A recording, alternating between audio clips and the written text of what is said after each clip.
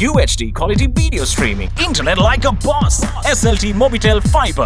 UHD quality video streaming, internet like a boss. SLT Mobitel Fiber. Surf Excel Hygienic Clean corona වෛරසය 99.9ක් විනාශ කරනවා. හොඳ වැඩවලට ඊට කොරෝනා වලට තිත.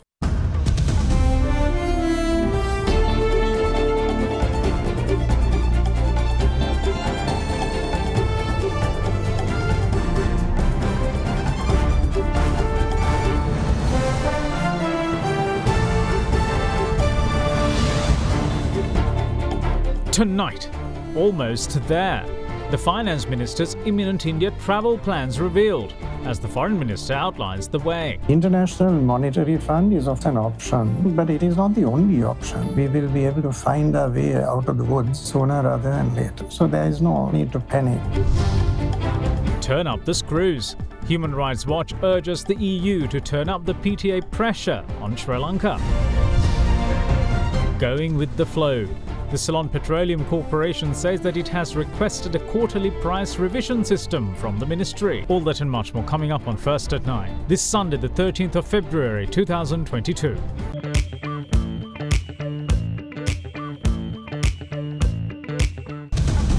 From AdaDerana, this is AdaDerana First at 9. Live from Studio 24 in Colombo. Good evening, welcome to First at 9. I'm Mohammed Kekanak. Finance Minister Basil Rajapaksa is expected to travel to India to ink several financial assistance agreements within the next 2 weeks. This was revealed by Foreign Minister Professor G.L. Peiris today. The visit is set to manifest a $1 billion line of credit for food, medicines and other essentials. Meanwhile, the Foreign Minister in an interview says that he believes Sri Lanka can find its way out of the woods sooner rather than later without the IMF as the economic activity recovers. Foreign Minister Professor G.L. Peiris visited the Sri Sambudh Jayanti Viharaya in Anuradhapura today and called on its chief incumbent, Venerable Nugetanne Sri Panjananda Thera.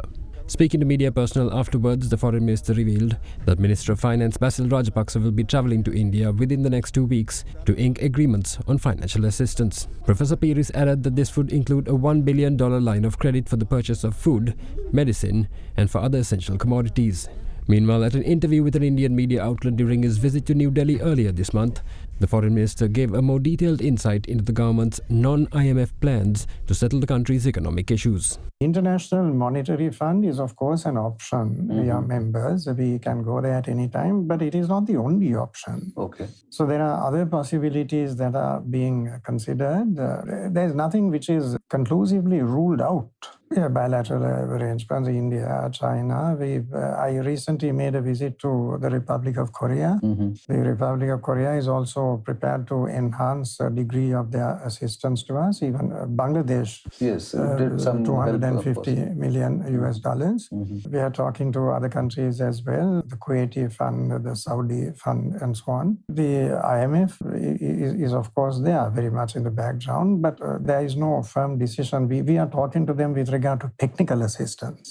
There was recently a statement by the IMF that they are ready to help if we approach them, but that we have not done so yet. Of course, these problems are not going to last forever. The recovery of tourism is going to be a major factor in putting the economy back on track, and that's already happening. And exports now, our export income during the COVID period was somewhat better than the income for the previous year. There have been problems in particular sectors, but overall, there has been an actual improvement in performance. So tourism, then the remittances are people who are working abroad have now begun to go back. So tourism, remittances, export income, all of that means that we will be able to find our way out of the woods sooner rather than later. So there is no need to panic.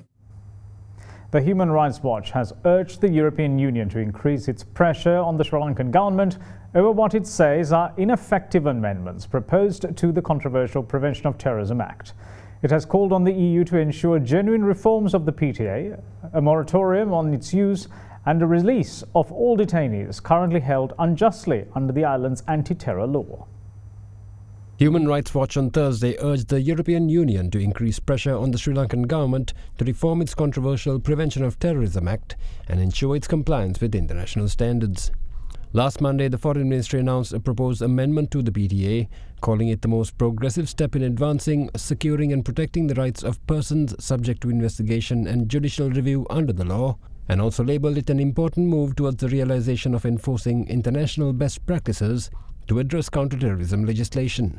However, according to Human Rights Watch, the European Union may not be convinced of the government's sincerity and instead understands that the move may simply be an effort aimed at salvaging its vital GSP Plus tariff concessions. During the 24th meeting of the European Union's Joint Commission in Brussels last week, this was evident in its observations that important elements were missing from the new amendments. It also urged Sri Lanka to continue reducing application of the PTA and take other additional steps as necessary to make the PTA fully compliant with international norms.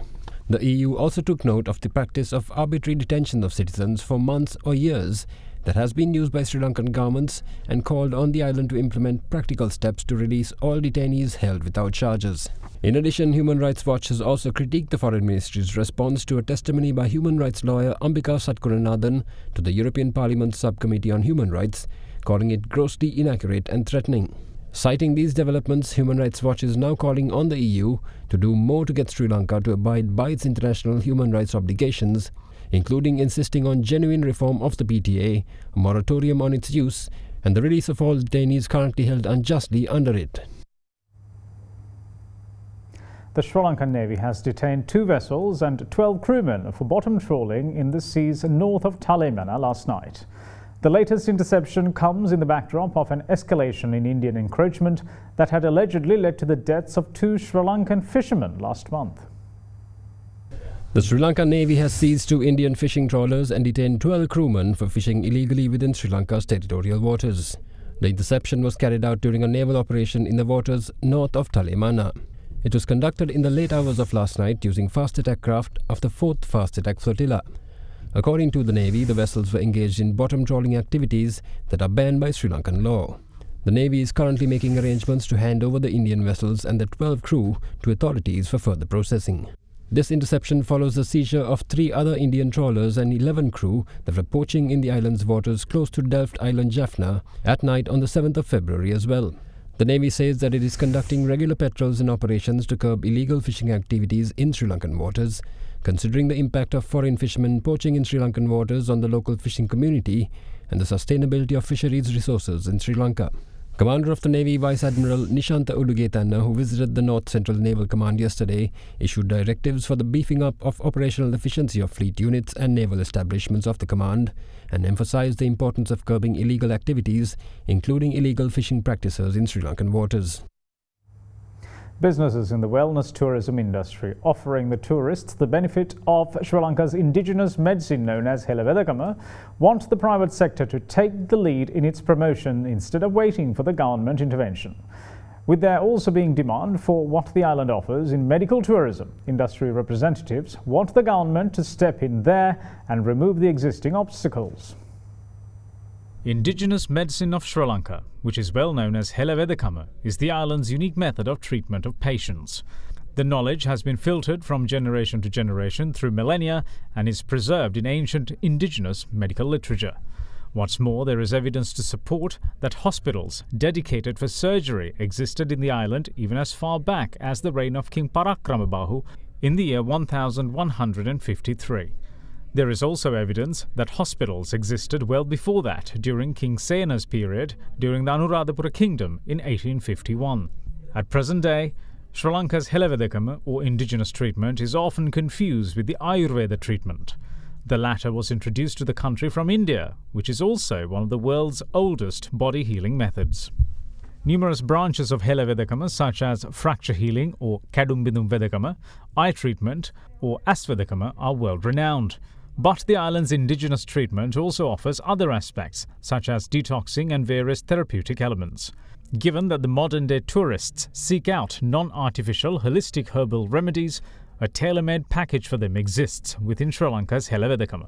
However, industry experts say that the message conveying this to the world isn't strong enough. there are some promotional programs that European Union has funded Sri Lanka tourism. I think now we have to be very clear that Hela Vedakama must be a key component of that, because there is already a fund out there. And also we must clearly inform our Sri Lanka Tourism Board. I addressed a webinar a few days ago, and they clearly said we are disappointed when you have such a unique offer. Your country's tourism board doesn't even mention it, even it's not even on the website. So I think here, as private sector, we need to showcase, we need to highlight and say there is a tremendous opportunity for us to go and differentiate, for us to create a unique offer. And I think this is one way that we can do that. And also in our websites, rather than just saying we are doing holistic or this and that, let's get some information. We've shared with the tourist board also our Sri Lanka's heritage many a times, and it's public knowledge. I think we should highlight all this stuff. And so any reader coming into our websites will know, wow, Sri Lanka has something unique. We are a country that's known for our hospitality. We have so many other attractions along with it. If Hela Vedakama can be our unique selling point, and that we all have to contribute towards that without rather than waiting for the government to do that. Another subsector that needs attention in the tourism sector is medical tourism. The view of experts is that Sri Lanka currently possesses a good demand for medical tourism, with tourists from the likes of Maldives coming for treatment.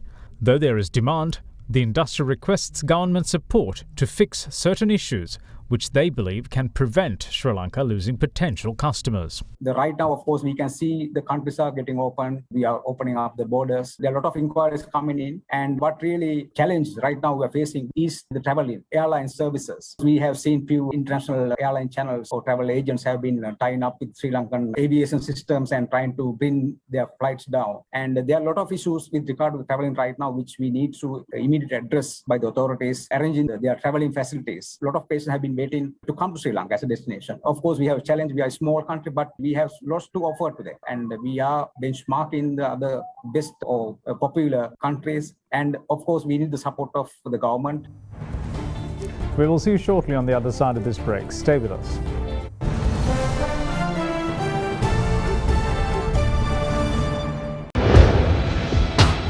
Big Three.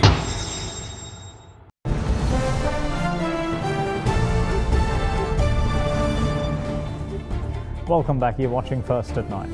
Now, President Gotabaya Rajapaksa says that he is determined to continue his push for renewable energy despite whatever challenges that may arise on the way. Addressing the first round of discussions with the professionals representing various sectors, the head of state said that the government has understood the need to move towards clean energy, and a rooftop solar power project involving government institutions is on the offing. The first round of discussions in a series of sessions with professionals representing various fields was held under the patronage of President Gotabaya Rajapaksa last evening at the Presidential Secretariat. යම්කිසි වෙනස්කම් කරනකොට ඒ වෙනස්කම් කරන්නට විශාල අභියෝග ඉදිරිපත් වෙනවා. මේ පුනර්ජනනීය බල ශක්තිය ඉදිරියට ගෙනියන්නටත් ඒ වගේ විශාල අභියෝගයන් ඇවිල්ලා තිබෙනවා. ඒ අභියෝග මැද්දේ තමයි මම මේක ඉදිරියට ගෙනියන්නට සාගන්නේ. විදුලි බල මණ්ඩලයේ නිලධාරීන් සමග විශාල වශයෙන් සාකච්ඡා කරලා තියෙනවා මේක ගැන. ඒ සම්බන්ධව විවිධ ප්‍රශ්න අය ගෙනෙනවා. ආසියානු සංවර්ධන බැංකුවෙන් මේ වෙනට මට උපදේශකයන් ඒ අයගෙන් උපදේශකයන් දෙදෙනෙකුත් දීලා තියෙනවා මේක කොහොමද කරන්නේ මොකද මේකට තියෙන අපහසුතාවය කියන එක. ඉතින් බොහෝ වෙලාවට මෙතන ඉන්න ඉංජිනේරුවරු දන්නවා ඇති විදුලි බල මණ්ඩලය පැත්තෙන් ඒ අය ඉදිරිපත් කරන ප්‍රශ්න තමයි සූර්ය බල ශක්තිය වේවා සුළං බල ශක්තිය වේවා ඒ දෙකම එක විදියට සෑම තිස්සෙම ලැබෙන්නේ නැති නිසා ග්‍රිඩ් එක බැලන්ස් කරන්න අපහසුයි කියන කාරණේ. ඉතින් මේක ඉතාමත්ම වැදගත් කළ යුතු දෙයක් බව අනිවාර්යෙන්ම රජයක් හැටියට අපි අවබෝධ කරගෙන තිබෙනවා. රජයේ ආයතනවල විශේෂයෙන්ම ත්‍රිවිධ හමුදාවේ කඳවුරුවල ඒ වහලවල් පාවිච්චි කරලා සූර්ය බල ශක්තිය පාවිච්චි කරන්නට අපි ව්‍යාපෘතියක් ඉදිරිපත් කළා තියෙනවා.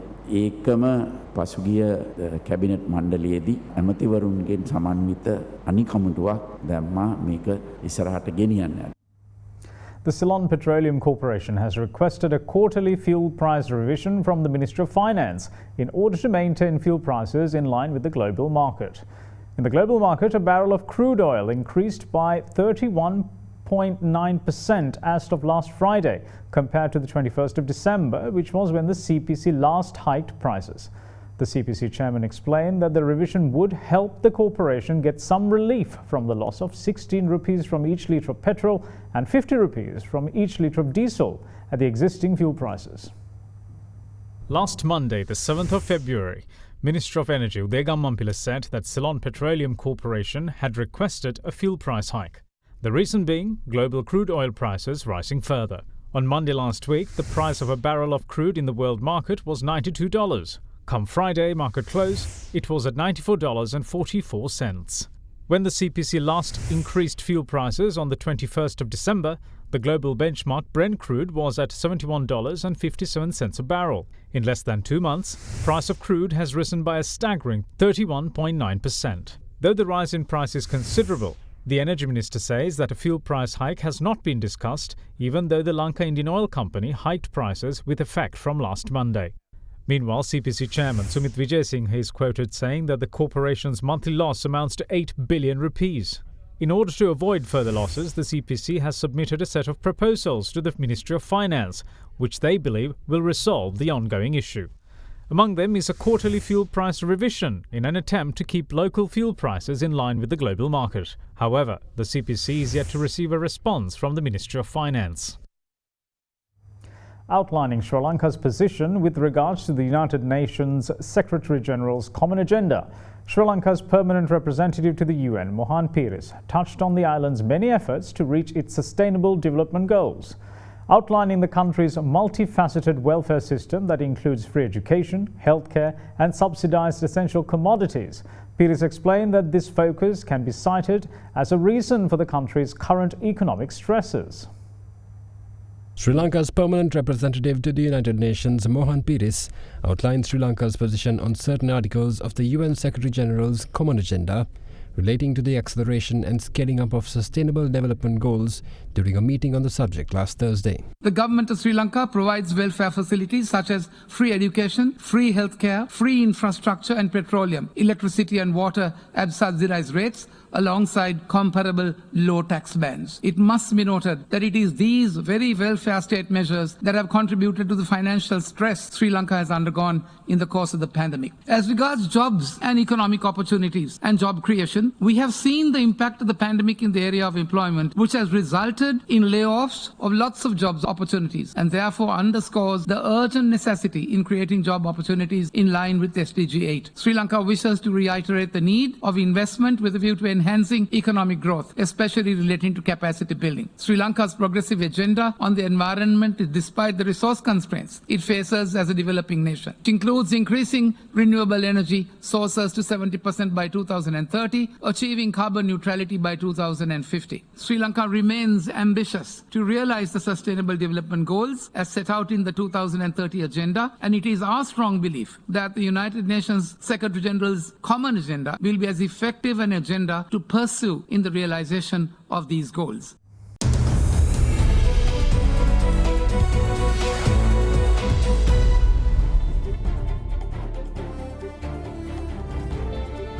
Welcome back. This is First at 9. Now, market analysts expect positivity in the fresh week of trading commencing at the Colombo Bourse tomorrow due to good financial performance recorded by a majority of the companies trading at the CSE.